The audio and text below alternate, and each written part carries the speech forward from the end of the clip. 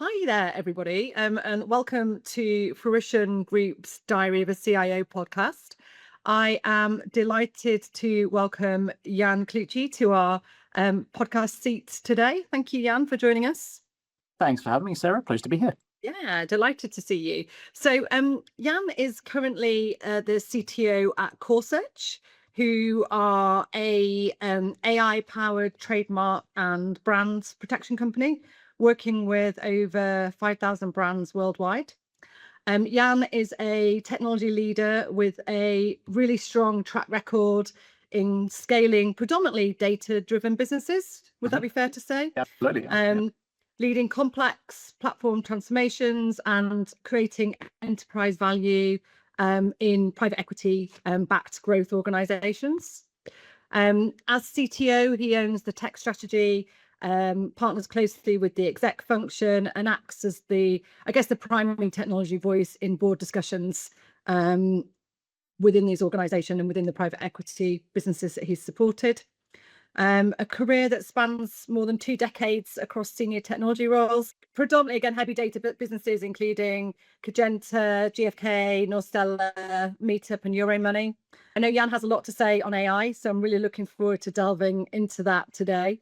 I guess outside of work, Yann is a father of 2, unless anything has changed and his LinkedIn hasn't been kept up to date. As far as I'm aware, still 2. Yeah, that's good. A keen runner. A lifelong and avid learner, and he's based in London. So absolutely a big welcome and thank you for joining us today. I'm going to cover some various different topics throughout the course of this podcast. I guess we always try and start with a bit of background to your career and how you ended up in this CTO seat that many people aspire to get there. So if we can delve into that a little bit, that would be great. So obviously you did an MSc in web technologies at Oxford Brookes back in 2003, 2004. And I guess that was a moment in time when the internet was still figuring out what it wanted to be. What drew you in and how much of what you do now traces back to those early theoretical aspects of learning that you covered? So I got interested in software at quite a young age. So before I started doing it in education, if you'd asked me when I was much younger, what do you want to be, for your career, I would have said an architect. That didn't pan out for me. I ended up doing this technology thing in the end. But as a kid, I enjoyed playing games. I was fortunate enough to have a computer at home. That was that was kind of quite rare back in those days. Yeah. And just started playing games on that, and learned about writing my own code. So self-taught. And I'm pretty sure that the first 10 years of code I've written is utter trash as well. But I was really interested about building things and creating and learning about that. So much to learn. So I started doing that and writing kind of my own games, my own apps for the computer quite early on. And then I started specializing at school and then eventually at university. I did a computer science degree at University of Hertfordshire, which was really interesting. I learned, quite broad area, and then I went on to specialize web technologies at Oxford Brookes. So I guess I started with that passion there. I actually tried to go into the world of work after my degree, thinking, yes, great to get a degree and you're guaranteed a job. Yeah, really? That's why you did the master's? No, not at all. And things had shifted quite a lot from when I started my degree course to when it ended. So I thought, okay, well, I'll just crack on and learn some more then. And I had the opportunity to do so. So I went on to do my MSc, which was fascinating actually, because I enjoyed web development. I had the fortune of being taught by some of the folks on the W3C. So some folks who are setting the web standards were also lecturers at Oxford Brookes, which is absolutely fantastic. So the course material was fresh. Here's a spec we're working on that isn't yet public. Oh, wow. Yeah. Fantastic. So I found that extremely challenging, but really, really interesting. And I went on to do, spend a lot of time with web-based technologies. And was being a CTO always the goal, or did it kind of sneak up on you? That's kind of, I was laughing to myself a bit earlier. Categorically, no. I loved writing code. Easily the most fun I've ever had in my career. Just writing code day in, day out. Kind of writing away, and then you look up and you realize it's it's gone midnight, and you probably should be somewhere else. As well. So if you'd asked the younger Yann, are you interested in progressing into management and leadership? The answer would have been a categoric no, not interested, not me. Okay. Don't like people, don't want to do it. So so I'm not sure I can offer the best career advice, because I guess I've kind of stumbled my way into where I find myself today. Actually, so no, it was never an aspiration. Quite the opposite, actually. Was there a kind of like crossroads or sliding doors moment where you took that step into leadership versus being, maintaining that hands-on technical role? Yeah, I think probably one of the most enjoyable roles I've had, and probably quite a defining moment in my career, is when I joined a company called Cagenta. I joined as a senior software engineer, and I had the opportunity to redevelop the technology stack completely. It was previously outsourced, and I had to rebuild something from scratch. That was kind of my idea, my design, and then start to build out a small team to help me build it. And that kind of progressed and scaled into something that was in production and serving customers. And so my level of responsibility, my remit grew, and I had to worry about kind of people management and infrastructure and cost management and all that kind of stuff. So I kind of found myself progressing that way, while still desperately clinging on to writing code. Sure. In fact, for many years after I stopped writing code for a day job, I still had the tools installed just in case at any time I could strike. Really? Like a couple of blankets. Step back. Now I do it just as a hobby, not as a day job. Right. And I guess, every technology leader has had a moment that's gone pear-shaped, where things have, a project that might have gone sideways, or something that's gone drastically wrong. And I guess something that kind of sits with you and you don't forget. Is there a moment in your career where there's been a particularly gnarly moment that's kind of shaped things for you, or that you've learnt loads from? Yes, there's been quite a few. That's kind of why I've got grey hair and I walk funny. I constantly fail. I fail, just this year. A number of my projects have not gone the way I expected. That's just part of the job. You can't beat yourself up about that. You have to try and learn from it and draw upon that experience to try and get a better outcome next time. But I actually see failure as quite a valuable thing, because it will happen. It's not, you can't prevent failure. And I reflect on this recently. Actually, I was really fortunate early in my career that I was afforded the opportunity to fail quite a lot. So I was given quite a big task and quite a big project. And I spent a lot of time, tried something, didn't work, tried again, didn't work. And I learned a lot through that process, and I was able to eventually build something and, deliver something to the business that was right. But at the time, I hated the entire experience, highly stressful and delayed, and, kind of really, really upset. But actually, as I look back on it now, I'm amazed that I was given that much leeway to keep trying, and I really am grateful for the leadership to let me do that, because I learned so much through it. And I think that's really important. You can't beat people up for mistakes. You shouldn't think of it in that way. There will be failure, there will be mistakes. So treat it as a learning opportunity. You try to minimize it, of course, but I actually think that's really valuable. So now other stakeholders may think differently, but I see it as a positive.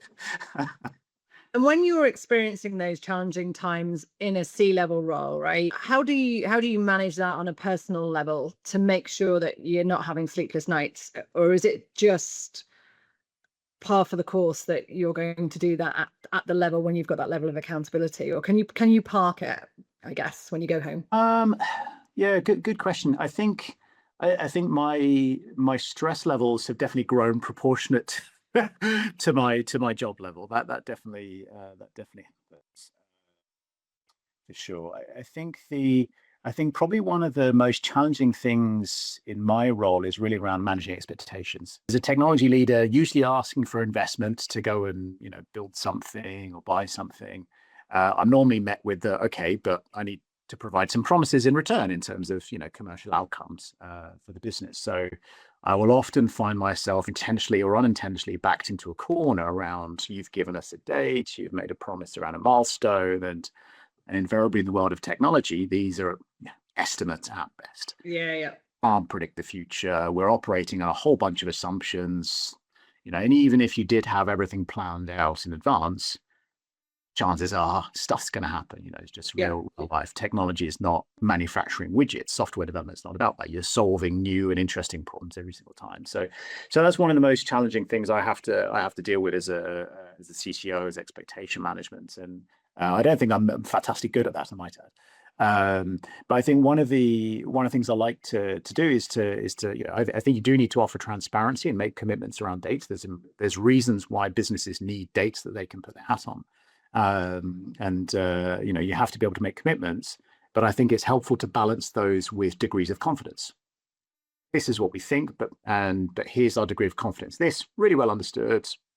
It's in the bag, highly confident. This, however, here's kind of what we're thinking, but there's a lot of uncertainty, there's a lot of risk, and therefore I'll give you a date, but I'll also caveat with lower confidence. So that's when I try to frame things with those two. Sure. How long did it take you to learn that kind of model to manage these things?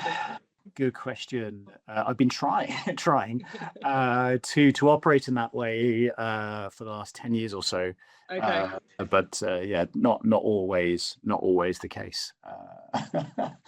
I do invariably have to make some hard promises, but I find it easier to, when you're working with other stakeholders, let's say other C-level executives that have an understanding of technology, these conversations are way easier because they know you don't, we're not talking about guarantees. For colleagues who aren't familiar with software engineering and technology, it's a lot harder for them to understand why this stuff is so difficult. That's why it's all the more important. I prefer to take people on the journey and also be transparent around, look, well, here are the risks, here are the stuff I'm worried about. This stuff we really understand here. Yeah, I'm kind of hoping here because it feels like the right thing to do. We should do it, but a lot of things could go wrong. So there's a number of established ways that you can communicate this. So pick one and try and do that. And does the running help in terms of releasing that mental load when you? Oh yeah, definitely. So I definitely got the running bug fairly late. Someone gave me some running shoes, and I thought, well, I better use them. I enjoy doing some medium distances, I'll say. But it's nice to I try and do exercise first thing in the morning. I wouldn't have a hope to do it after work because I tend to work quite long hours. So first thing in the morning is usually quite helpful, and I can think through. I used to try and listen to TED Talks. I thought, oh, that's a great use of my time. I'll run, I'll listen to TED Talks. And then invariably, most of the TED Talks have got really interesting video to watch as well. So I'd find myself running really slowly, looking at my phone. I thought, okay, this can't work. So I switched to either drum and bass or BBC World Service. And that worked quite well for me. Which do you prefer? While running, definitely drum and bass helps keep the pace. That's a good insight to your character. We touched a little bit on the CTO role in the boardroom and your peers and how, if they understand technology, great. And obviously, you've talked a lot about, and you're quite explicit about being that technology voice in the board and investment conversations. And I know you've worked for a number of PE-backed businesses. It's quite a different role from a traditional CTO role. How did you learn to adapt and speak the language of private equity and understand their key motivators? Definitely learning on the job, for sure. I've been working in private equity-owned businesses for just over 6 years now. It's something I really, really enjoy. I find my experience with private equity is they're very, very tech savvy. So actually there's a ton of support, ton of experience at the board, at the advisory level. I find every interaction I have with the board, I find so valuable because there's, the folks, they're genuinely interested in helping you be successful, which is fantastic. So for me, that's been such a positive experience. I'm kind of naturally quite a detailed and organized and structured person. I think that's appreciated, private equity is, usually about buying a business and then scaling it, creating value, and doing so at pace. The timing element is really key. So there's a lot of change that needs to be managed in parallel, and a lot of elements that need to be balanced. So having a structured approach to that is really important. And I was very, very fortunate to have a leadership team in my first kind of private equity business, a leadership team that had experience that could, kind of help me work my way through it. Something that comes up quite a lot when you're in a private equity owned business is M&A. Either you will sell the business or you will acquire another business and kind of grow yours inorganically. So, and I had a little bit of experience with that prior to my first private equity business, both on buy side and sell side. So that's quite useful experience to bring to the equation, because that's a big part of the private equity play as well. And when you're working for a business that's PE backed, you've got to manage as a CTO, I guess, different agendas. So, the board want technology that creates enterprise value for an exit, or they're, like they said, they're working towards an acquisition.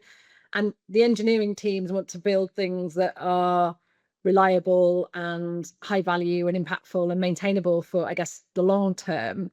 And the two don't always line up, do they, I guess? And sometimes you've got conflicting agendas. As a CTO, I'm really interested in this. When you've got those different priorities, how do you manage that and navigate that in an honest way without all your team leaving, or not delivering to what the investors need?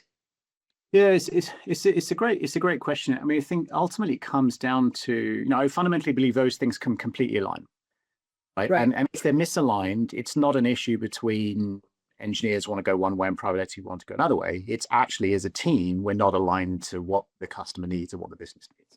Sure. That's the problem anyway, irrespective of the ownership. If you think about how to create value in a business, ultimately, and particularly from the private equity lens, they'll look at it in terms of scalable, sustainable platform or service of some kind, and something that they can take and scale and build upon.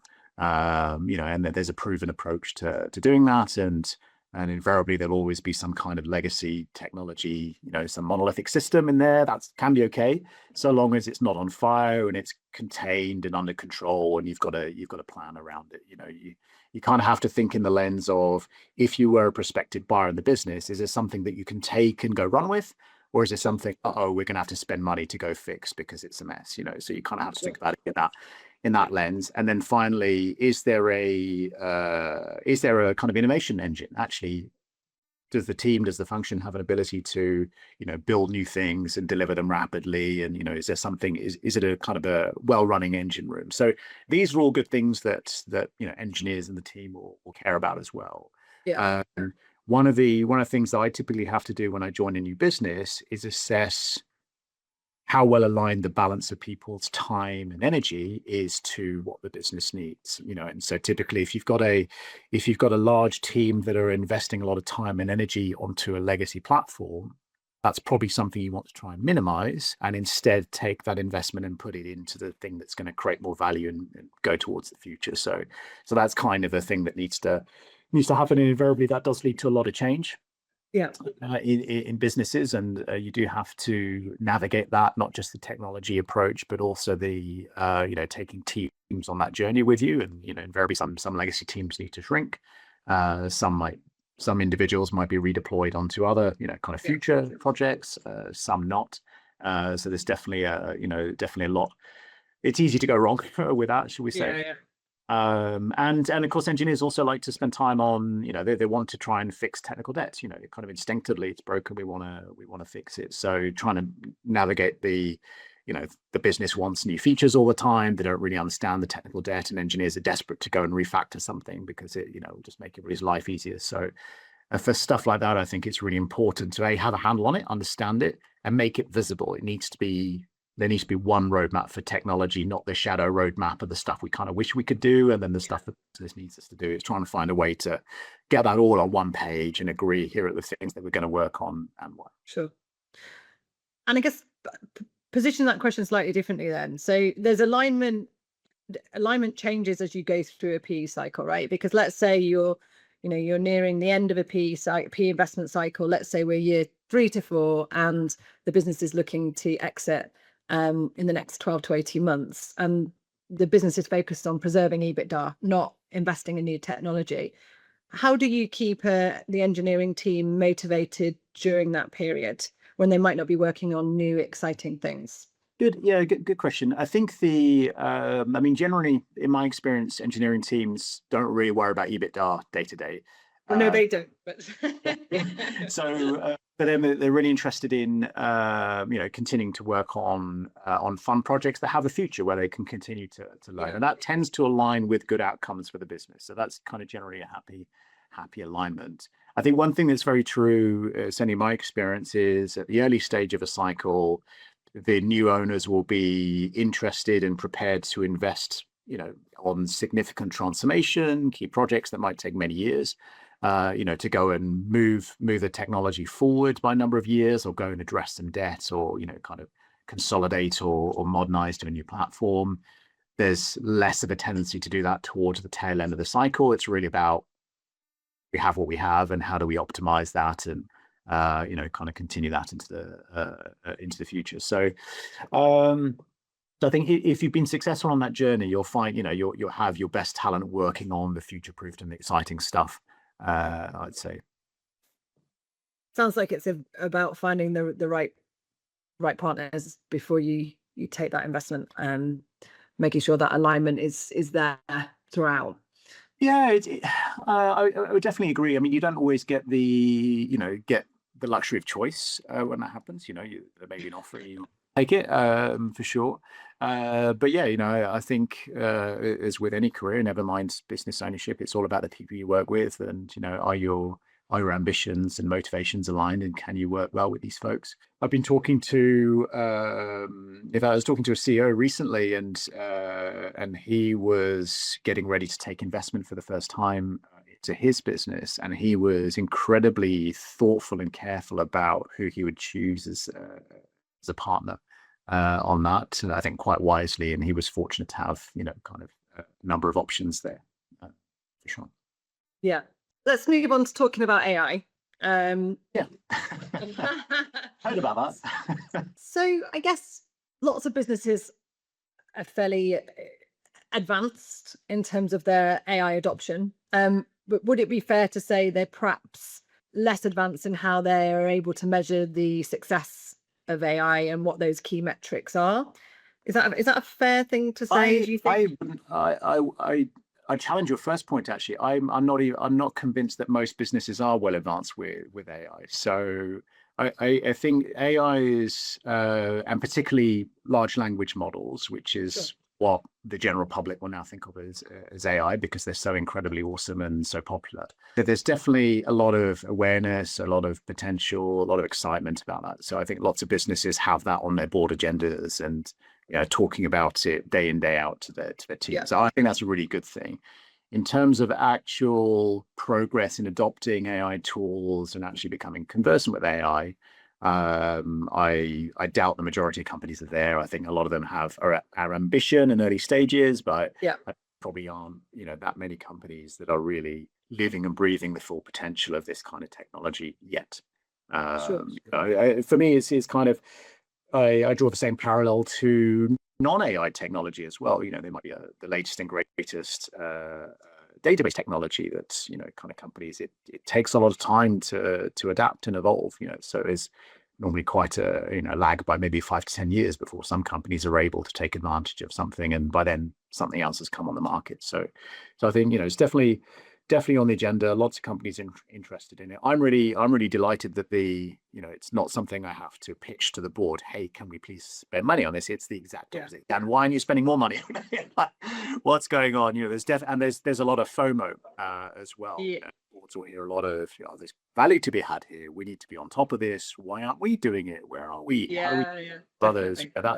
So I definitely feel the pressure reversed now. So that's kind of nice pressure. I like that. I think it's good to think about there's opportunity. So how can you take advantage of that? I think that's a healthy discussion. And do you think the board have realistic expectations of the value that AI can deliver? There's an expectation around it can have an impact on headcount and therefore cost saving for a business.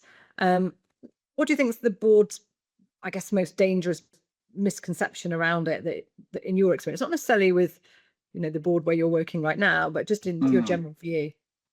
Well, for starters, every board is different. I think there's definitely a lot of hype out there, and that's something I kind of bristle my feathers at. There's definitely a lot of hype out there, and you'll often see in the headlines big companies, very prominent figures in industry say things like, "We don't need junior engineers anymore. We've halved our engineering workforce," and therefore, and indeed, I've had the question, why haven't you done that? Why haven't you reduced headcount? Why haven't you doubled your outputs in terms of engineering delivery? Understandably, because they hear this stuff and, they kind of want to know why we haven't done it yet as well. So, and it's really difficult for technologists, never mind people that aren't technologists, to navigate the signal from the noise and where's substance, where's not, and none of this is magical. Press a button and everything changes. There's still no silver bullets in all this.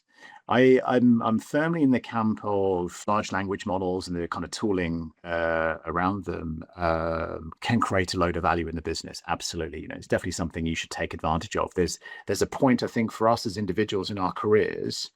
You can either have a path where you're taking advantage of these tools and learning and going that way, and there's a path where you don't. I'm willing to bet the first one is going to be more successful for you individually and also as a business. Do I think AI is going to outright replace engineering roles? I don't think so. And in fact, the CEO of NVIDIA, he's changed his tune a little bit on that. Initially he kind of was fairly bullish around the impact on engineering headcount requirements, and now it's more the opposite. Actually, still needs engineers, and actually he needs them all to be kind of spending a ton of money on AI tokens. So I think I see this as a natural evolution of the role of a software engineer. So I think we'll always need software engineers, but the tools that we work with and how we work, I think that will change, and productivity improves over time. Today engineers typically aren't writing in binary. We're not writing in assembly language. We're not doing punch cards. Every kind of 5, 10, 20 years, there's a marked improvement, and the time frames are getting shorter. So there's another layer of abstraction in terms of the programming languages you use and the frameworks you use to make it easier, to the point you're not really writing bare metal code. You're writing magical incantations and spells. That's still what you want the technology to do. So that's always getting better, and that just makes a ton of sense. And agentic coding tools, I see those as the next step of that evolution. And indeed, as software engineers and technologists, we're the ones that wield those tools. So I think there's always a role for that, but the nature of the role will evolve, and I see it as net positive, actually. So, for clarity, then, so you don't think engineering teams will shrink in size, but I'm assuming the makeup and dynamic of those teams will look different. What do you think the impact will be on junior engineers? I don't think, on aggregate, I don't think engineering teams will shrink in size. I mean, you certainly see news, from folks like Meta, for example, who are making reductions, but they tend to hire quite, kind of rapidly as well. So, is that AI or is it just restructuring and optimizing? Sure. Yeah. So I fundamentally don't believe that we will need less engineers. I think the world will need more engineers. And particularly those who can leverage these tools, that's kind of clear. And today, as someone who's hiring, it's really difficult to get good talent, and we desperately need more good talent. So I see that. So I'm not worried about that. As a junior engineer, I think I think it's really good to be using these tools, but I think you shouldn't ignore the basics and concepts. I think you should still know how to write code yourself. I think while anybody these days can start vibe coding, and indeed, I've done it as well. You still need to know how it works under the hood. You still need to be able to do it yourself. Someone who just is a prompt engineer, I think you'll only go so far, because you need to, it's not about using the tool, it's about understanding how it works and being able to review and challenge the output. So I think that's probably a decision point a junior or aspiring engineer can can make is to pick a track they go down, and I wouldn't neglect actually the hands-on doing it yourself. I think that's really important. So learning the fundamental basics of coding as opposed to going down the prompt route, you think is more of a short-lived career route, would you say? I think a different trajectory.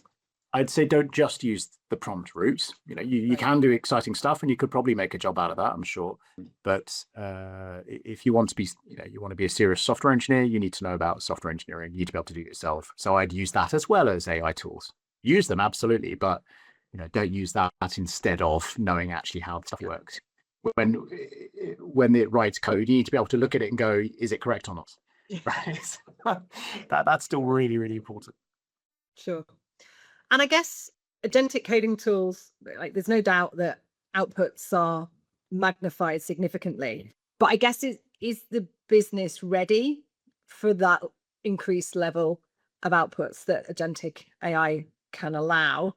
And are we going to end up, our business is going to end up with mountains of code that nobody understands or they can't use, or perhaps it isn't really useful because the business isn't ready, the delivery teams aren't ready, or the product isn't ready, or whatever. What do you think the impact will be? Or do you think it's just a case that this is just a development point in time and businesses will all catch up?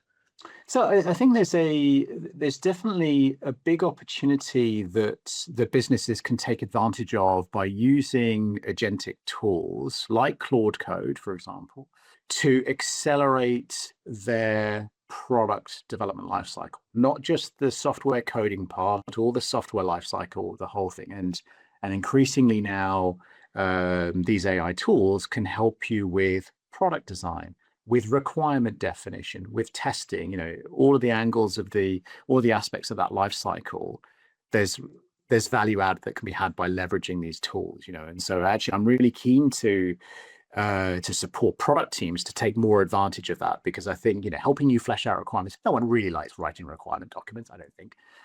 So having AI help you with that and challenge your thinking is really, really powerful, and just saves time, and ultimately is really good. So I think there's a lot of potential there, and it's important to not just think about AI tooling as something that the technology team need to worry about. You think about the product team, and in fact the wider organization should take advantage of it. In terms of the output, and is it any good? And indeed, big fear is it just produces slop, much like the videos you see get produced, code slop, and certainly it can produce slop, absolutely. But it can also produce very, very good work, and it's entirely dependent on how you use the tool. The tool is very powerful. If you give it a simple, small instruction, you're probably going to have high variability in terms of the outcome. The good practice around building software, you have a phase of planning and requirement gathering and architecture and all those. You still need to do all that. That doesn't, the need and benefit of that doesn't disappear. And AI can certainly help with all of those things rather than just jumping to write some code. So I think it's important to continue to do all those things. And if you can do that and leverage AI tools, you'll get a really good outcome. But I wouldn't just automatically vibe code and production. That frightens the life out of me, because what the hell is it built? Right? Yeah. So I think that's something you need to worry about. There's definitely a place for that. I have a whole bunch of Excel spreadsheets and stuff like that, and actually a number of those things I hate having to do those in spreadsheets. So I've been able to build a bunch of tools precisely for my use case, which are probably badly written, but I don't care, because they only need to serve me, and they massively help me do what I do. And I think there's a real opportunity for that. You may have heard the term SaaSpocalypse kicking around, and actually I think that's a real thing. Many businesses that offer kind of software as a service, actually many of us now with a bit of time have the ability to create our own tools. Why would I buy something that has maybe 20 features and I only really need 3, when actually I could very rapidly build it myself for a fraction of cost? So I think there's definitely a challenge there. The flip side is, as you kind of alluded to in your question, it's very easy to build something. Who the hell's going to maintain it? But part of what you get with SaaS is also a company that's living and breathing the mission of that software, and they keep the lights on and they maintain it and develop. So you can very quickly say, hey, I built my little dashboard thing, I don't need to buy this. okay, but then who is now going to pick up the pieces and kind of keep that going? So there's definitely value there for sure, but be careful about rapidly building a prototype and putting it in production. That's been a good point even pre-AI. Sure. So at Core Search, you've built an AI native platform, and that AI native phrase is fairly well used. Maybe not always in the most realistic way. And I think you've been quite explicit that this isn't a service model with AI bolted onto it. So obviously that distinction matters to you. Where do most organizations struggle when they're trying to retrofit AI onto something that they already have? Yeah, it's a really good question, and indeed it's something I've spent a lot of my time on trying to retrofit AI, and not very successfully, I might add. So I've worked in a number of businesses that have pre-existing technology, so they have a platform that's, and I'd say in the category of tech-enabled professional services. So the business provides a service, and they've built in-house technology to support on that, and then maybe we can start using AI. And invariably, if you've got anything that's particularly large or complex, it can get quite difficult to put AI into the mix there. And I've seen it happen where AI has been purchased or has been built and is a bit of a bolt-on on the edge, on the periphery of the platform. And the nature of the existing system means that it's really hard to have it, to kind of integrate it properly. I don't think it's a good outcome to have AI is like a black box or kind of at the periphery. It kind of needs to be at the heart of the system, and you need to think of it as something that's living and breathing and constantly evolving. If you kind of shut it in the basement, its ability to add value will diminish over time. Sure. So I think for me, what good looks like is having AI at the heart of the platform, and a mechanism whereby you can continuously improve your model as you gather feedback, and that's visible to the customer, to the user. You see an AI result, you have the ability to say that's a good result or it's a bad result, and give feedback and have that create a feedback loop and continuously evolve the model. I think if you can build and design a product to work like that, then that'd be extremely successful, because it helps customers understand how and where AI is working, how they get value from it, and you have a mechanism where you can, you've got good metrics, you can contribute, and it can evolve. That's a really good example. It's easier to start from scratch with that. If that's what you want to achieve, and you build that from day one, then great. Sure. Many businesses didn't start from that, of course, because it's been around a bit longer. And so trying to retrofit that is, in my experience, very, very time consuming, very challenging, and sometimes not worth it. And actually, sometimes maybe we should buy something else. So definitely something I'd think carefully about trying to do, if I needed to again. The whole build versus buy thing is quite important. And then just touching slightly on, I guess, the human impact that you've seen, and I guess psychological safety, I guess, is being challenged. I think probably more so with AI than perhaps other tech impacts we've seen over the last maybe 10 years. What impact are you seeing on your teams, and how are you managing that, particularly when I guess you've got board pressures as well around increasing efficiencies? Yeah, so I think I guess I haven't seen psychological safety of the team be impacted either positively or negatively because of AI necessarily.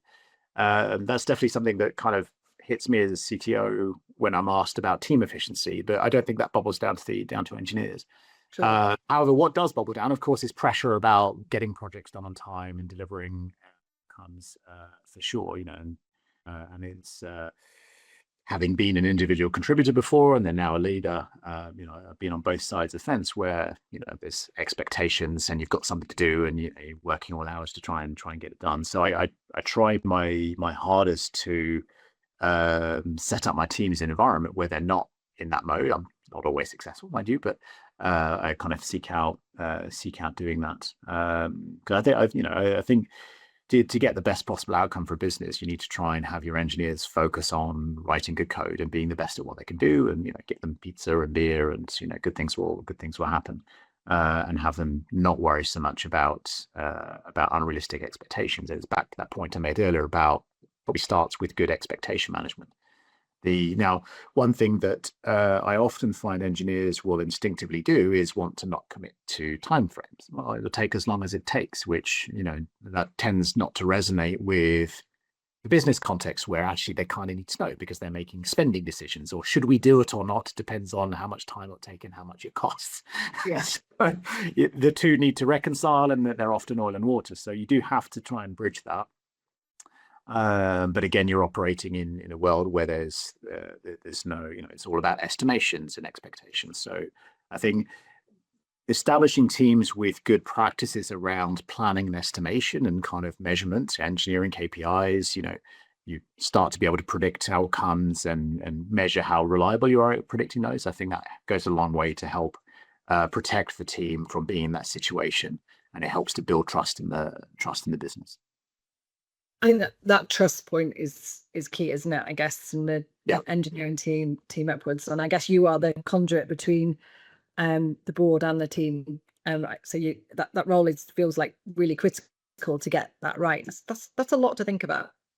It is, but it's actually, I think I think the heart of it is not so much about where I fit into that. It's about making sure that all of the interface points between technology and the rest of the organization are on the same page.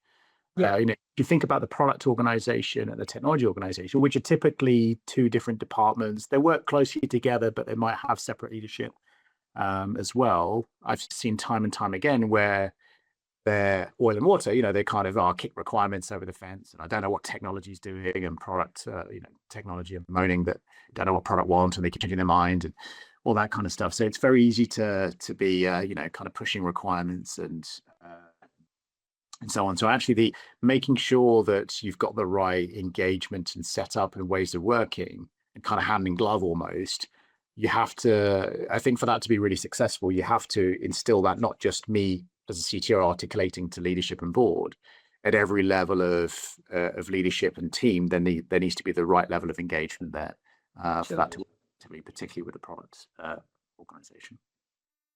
And I guess moving the conversation on, there'll be a lot of people watching this podcast or listening to this podcast who are at an earlier stage of their career. Either they're aspirational technology leaders, or they might be junior mid-level engineers, or they might be considering a career in engineering. And AI is changing the shape of the workforce. That's not in doubt. Yeah.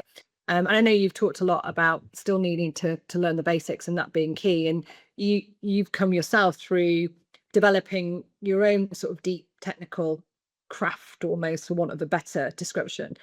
In a world where AI writes the code, and that's not going to change, that's going to evolve and develop, that technical depth is still important. But what are the additional skill sets that people need to be thinking about as they're either entering the workforce as a technology professional or developing their career in the workforce? I think it's really good to be grounded in the product. So it's very easy for an engineer just to worry about the code and making the code better and solving coding problems. I think it's good to have an eye on what's the user experience like. So how is the product built? How does it look and feel? And give some consideration to, put yourself in the shoes of the user. How many clicks does it take to get this thing done? Or how long does it take for a click to respond? What's the kind of workflow that we're building for folks? It might be technically correct, but actually it's the best user experience. And in order to answer that question, you need to understand who your users are and what you're trying to do for those users as well. So I think, it kind of walks back to the customer.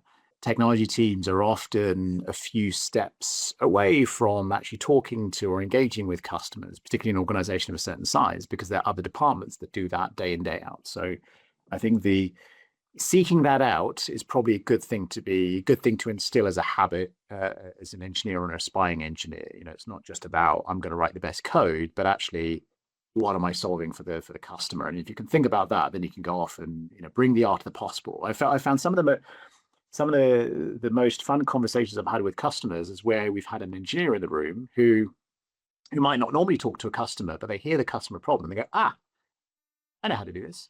And something that no one would think to ask the technology team to, hey, go build this.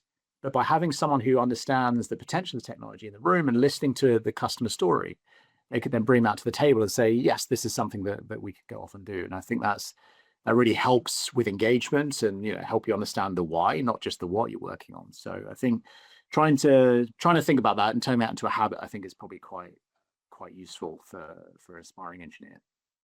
And do you think that role between the engineer and customer then will become closer, given what you just said? I don't know. I don't. I think it's too distant now today. Anyway, I don't see that materially changing with or without AI necessarily.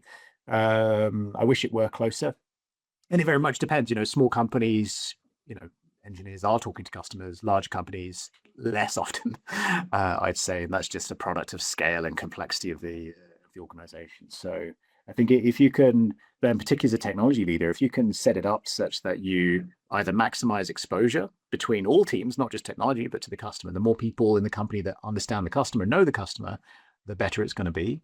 And if you can't facilitate direct interaction, at least you have a way to reliably share information, share knowledge, and share feedback. Good job. The customer loved it. You know, that those messages can often just fall at the customer or account management team and never make their way to the people that labored so hard to build the thing. You know, and I think that's so valuable, you know, but it's hard to communicate that stuff for sure. So I think, you know, the more time you spend on making that information flow, the better it'll be for everybody. Sure. So the skills that people need to really focus on developing alongside their engineering capability as the role of engineer evolves, it's that ability to converse with the customer, understand the customer's problems, developing communication skills. Is that probably what you're saying? I mean, I think that's good. I'd go back to my point on products. I think, you know, if you think about the user experience and optimize for that, you know, put yourself in the shoes of the user. I think that's probably the most important thing. The amount of software I've seen built, and you'd label it as, oh, that's an engineering interface. Yeah. Translates for kind of bad, and no one really gave much thought. You know, the software might be great under the hood, but the user interface and user experience might be poor because folks just aren't. That's not their primary concern. And I think folks who can really think about that probably be able to achieve a lot more. Sure. So that ability to think about things from a different persona's perspective within an organization is going to be key by the sounds of it. And whether that's putting yourself in the customer's shoes or the user's shoes or your peers' shoes, I think that feels like a role's going to maybe become less siloed, and you are going to have more of that lateral thinking. You know what, I think I've been thinking about this quite a lot, actually. I do think this will naturally translate to, particularly with AI tooling that helps with a lot of this. I do think that will translate to some evolution, some blurring of traditional roles, you know, like a product manager or so on, or a software engineer. I think you'll probably see more hybrid roles, folks who can do a bit of both, and the tooling can help with, you know, achieve a lot of that stuff. So I think that will evolve quite nicely. I like the idea of a product engineer, you know, someone with a software engineering background, but who's full-time building product and thinking about it from that lens. And the AI tooling that's around today can allow you to build stuff very, very quickly. And, you know, you're really only limited by your ability to describe what you want. Yeah. Yann, it's been a pleasure chatting to you. Just to wrap up our conversation, and you definitely are a font of knowledge on AI, and you know, you've got obviously some great experience and opinions around this. As you rightly corrected me, there's quite a lot of businesses that perhaps aren't as advanced with using AI across their business, technology leaders that maybe aren't where they need to be. What's your advice to those people that are sitting watching this today that perhaps need to take some steps within their organization? If you had to tell them 2 or 3 things they need to do, what are the key takeaways? I think my advice would be to start with the people first. You know, you need to have the right people in the organization, so the right talent, the right mindset. Yeah. You know, because trying to roll out new ways of working, new tools, new technologies, if you haven't got the right talent or mindset, it's going to be a hard push, and you probably won't get the outcome you want. So I think, you know, if you look at, okay, we're here in terms of our adoption of AI, we want to get here. Do we have the right people, the right leaders, the right evangelists in the organization that'll actually help make that happen, that can deliver it and act as a catalyst? And if you've got a a number of folks who are in the category of don't know, don't want to know, you're probably not going to be successful. So I think looking at it objectively from the people and talent side, I think, are we set up for success? Have we got the recipe for success within the business? I think it's probably where it starts, and then after that, it's about implementation. But until you get that bit sorted and aligned, there's kind of, I guess it's quite easy just because the technology is, there's so many things to do and think about, and so many tools and options that I guess it's quite tempting just to start using everything and perhaps not thinking about that people first part. Well, I mean, the thing is that this stuff is moving so quickly, and it's complicated. It's changing all the time. It's like a full-time job just to pay attention to what it is and figure out, never mind using it. What should I use? Or how should I use it? Why should I use it? Yeah.